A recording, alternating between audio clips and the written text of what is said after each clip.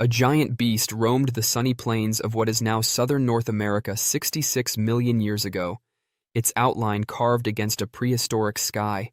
Alamosaurus, a magnificent eukaryotic creature that belonged to the phylum Chordata and the kingdom Animalia, was a part of the vast fabric of life.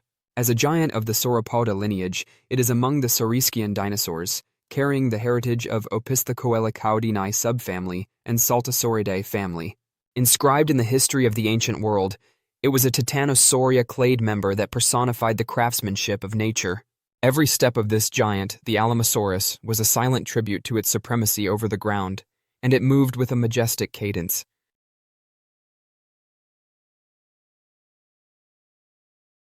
It had no idea that it would be the largest terrestrial animal to ever survive on the continent, in addition to being one of the last of its type. Despite its grandeur, the Alamosaurus has remained a little-known moniker because of its more well-known cousins like Argentinosaurus and Brachiosaurus, who frequently steal the show in stories about prehistoric marvel. The narrative of Alamosaurus started modestly in 1921, when the first bits of its body, just pieces of a shoulder and pelvis, were discovered in the dry deserts of New Mexico. The paleontologist who examined these bones, Charles Gilmore, concluded that they belonged to an unidentified sauropod.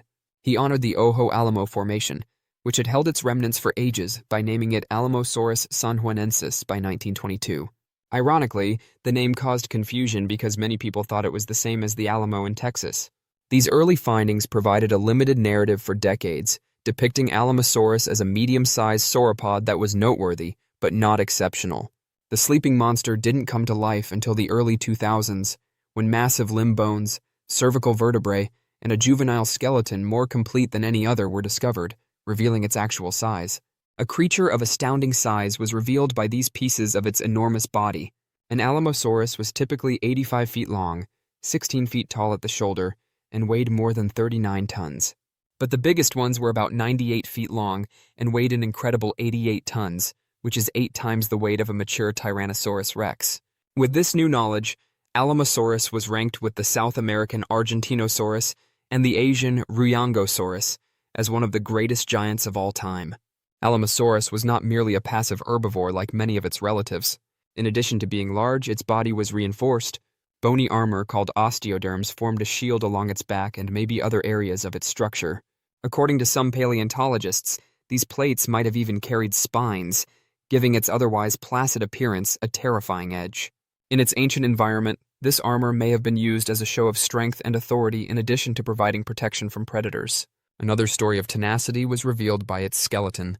Built like a fortress, the Alamosaurus's neck and chest were remarkably strong, protecting its essential organs from damage. When fully grown, it was almost impenetrable. An adult Alamosaurus was not threatened by even the powerful Tyrannosaurus rex, which shared its environment. The bite marks on juvenile and smaller specimens show that the enormous adults governed with an uncontested presence, while the young were at risk. Although not as lengthy as those of other sauropods, the Alamosaurus's whip-like tail might have been used as a protective tool. The Alamosaurus's arsenal was further enhanced by the discovery of trauma and stress in sauropod tails, which indicates that they were used for defense or battle. Alamosaurus was more than just a beautiful planet. It had meaning that went beyond its physical appearance. It appeared during what is called the sauropod hiatus, when these giants appeared to have disappeared from North America. Other herbivores filled the hole left by their absence in the ecosystem for more than 30 million years. Then, as though called by destiny, Alamosaurus materialized. Paleontologists hypothesize that it traveled large distances to recover a continent, possibly from Asia or South America. Its arrival signaled the return of sauropods to North America, where they flourished in spite of environmental changes and competition from other herbivores. The Alamosaurus lived in a world of extremes. Its range included semi-arid plains with rivers and lakes that provided relief from a severe environment, as well as coastal areas that bordered the western interior seaway. A kaleidoscope of life coexisted here, including the powerful Tyrannosaurus rex, armored ankylosaurs, towering pterosaurs like Quetzalcoatlus, and fast carnivores. When taken as a whole, they depicted an ecology that hovered between grandeur and vulnerability. Even with its supremacy, Alamosaurus was unable to stop time's unstoppable progression. It was a towering witness to the last days of the dinosaurs, standing steadfast as the Cretaceous epoch came to an end. One of the last non-avian dinosaurs, according to fossils of a juvenile Alamosaurus discovered just below the Cretaceous-Paleogene border. Its continued existence to the end serves as a moving reminder of both its tenacity and the cruel hand of fate that swept even the strongest people from the planet. The Alamosaurus is more than just a prehistoric artifact. It is a tribute to the limitless magnificence of nature, a symbol of perseverance, and a link between eras. Even though its history was obscured for many years, it now comes to light as a reminder of a time when giants roamed freely under the old sky. It describes a time when life itself was grander, bolder, and more glorious in its quiet. The Alamosaurus, the final great giant of North America, is more than just a stone fossil. It is a testament to the boundless creativity of nature. Thanks for watching. Please like, share, and subscribe for more interesting videos.